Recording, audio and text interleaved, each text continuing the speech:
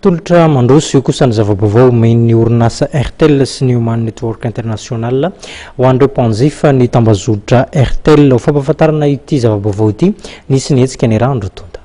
Fiaraha-miasan'ny RTL Madagasikara sy ny ACNI na Human Network International dia ny manampy hatrany ny fiainana ara-tsosialin'ny mponina malagasy. Notanterahana tetsy Anosy ary ny hetsika fanentanana amin'ny tokony hahafantaran'ny mpanjifa RTL ny vaovao rehetra izay ilainy amin'ny alalan'ny fiantsona maimaim-poana.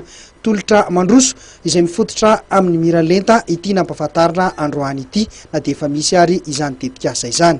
Ny hetsika atao androany zany dia resaka fampahafantarana ny olona fa misy ny atao hoe tolotra mandroso izay rana amin'ny RTL ary hita ao anatin'ny telefony ny gasy izay manana ny telefony RTL zany miantso numéro 321 zareo zany dia manana droit izy 4 appels gratuits par mois.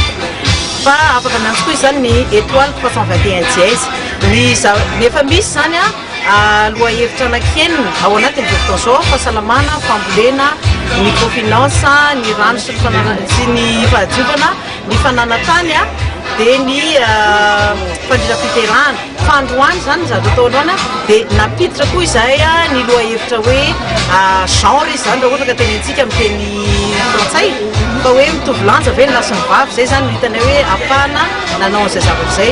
Le rahana tamina expert amin'ny genre zany io zavatra io fa natao ho an'ny olombelona tsotra ahafantaran'izareo hoe inona ny zavatra tokony ho fantany ohatra hoe ny vehivavy ve hatraiza ny fahavehivavy mianatra tokony ahoana fomba fitaizana ny vehivavy sy ny lehilahy ihany koa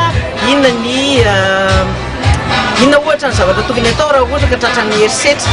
Araka izany dia mitovy ny tanjon'ny roa tota izay mitsinjo hatrany ny fiainana andavanandron'ny mponina mba hisiany ny fampandrosoana maharitra eto Madagasikara.